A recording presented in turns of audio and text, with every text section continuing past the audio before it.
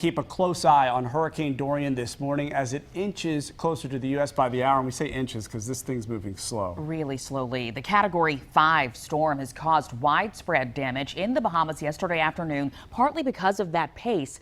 Look here, you can see just how hard the storm pounded the islands there. You've got trees snapped, power lines destroyed, boats destroyed, lines down, roofs ripped off of buildings there. Overnight, Bahamian press reported a 7-year-old boy was killed and his sister was missing. The islands are seeing incredible flooding this hour. The Prime Minister said that in some parts of one island, you can't even tell where the road stops and the oceans begin. For many, this is the strongest storm they've ever experienced. Winds are howling like we've never, ever experienced before. And this is everything, including the kitchen sink. We are hearing about widespread power outages across the islands this morning. Local press there also say the Grand Bahama International Airport is under 5 feet of water. Meteorologist Keith Monday is standing by in Severe Weather Center 9 with the latest track. Keith, what is this storm looking like? It's just unbelievable. The fact that it's mainly stationary right now in the northern Bahamas, so they're getting winds of 165 miles per hour with much higher gusts constantly, and it's barely going to move throughout the entire day today. As far as Florida is concerned, the winds will start to pick up throughout the day as some of these feeder bands come in on the outside edge.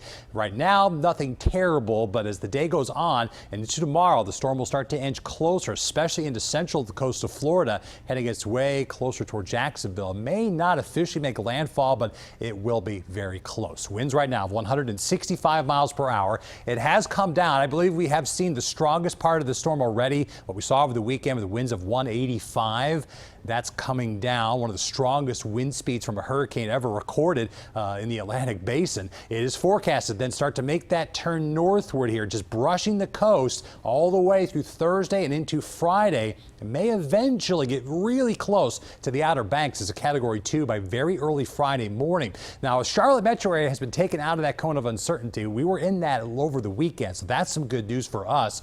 Doesn't mean we won't have impacts, though. We'll talk about the probabilities of at least getting some rain from the system here in a few minutes. Brittany. And right now, deputies in South Florida are going door to door ahead of Hurricane Dorian. They're trying to make sure no one gets left behind. Martin County, Florida, right here. This is north of West Palm Beach. It is one of several areas that are facing mandatory evacuations today. On Sunday, deputies focused on the most vulnerable areas along canals and in retirement communities there. They want to make sure everyone knows the dangers. Even with the threat of a powerful storm stalling off of the coast, not everyone is ready to leave. I lived through one, I guess I'll live through another. There's 180-mile-an-hour winds, and there's flooded roads and trees down and power poles down. If you dial 911, we might not be able to get to you. Deputies say that they cannot physically force people to leave, but they are hoping that people will take the storm seriously. Many of those evacuating are moving farther north and west into the Carolinas. Reporter Anthony Costora joins us now over I-77 in Uptown. And Anthony, we could see a lot of these evacuees on our highways both today and throughout the week. This is on top of that Labor Day traffic we see. Yeah, Brittany, as you know, it's not just folks from Florida. Right now, there are mandatory evacuations in parts of Georgia and South Carolina, including all of Charleston. So as you mentioned, a lot of those folks could be moving inland later today. Right now, more than 800,000 South Carolinians fall under that mandatory evacuation order. To help with traffic, South Carolina Governor Henry McMaster ordered lane reversals on several major highways starting at noon today.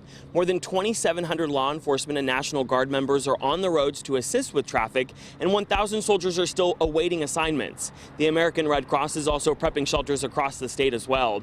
Hurricane Florence, as you know, hit the Carolinas hard last year with lots of heavy flooding and thousands of dollars in damage. So leaders say they're not taking any chances. And with these announcements, we know that we cannot make everybody happy, but we believe that we can keep everyone alive. Governor Cooper says North Carolina is working on logistics if they need to issue mandatory evacuations, but there is already states of emergencies in Florida, Georgia, and the Carolinas. Governor Cooper also just signed 2 transportation waivers that essentially allows really relief supplies and trucks to move freely within the state. Back to you.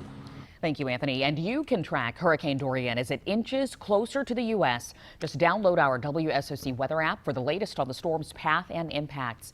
You can also check our news app for storm preps in the Carolinas.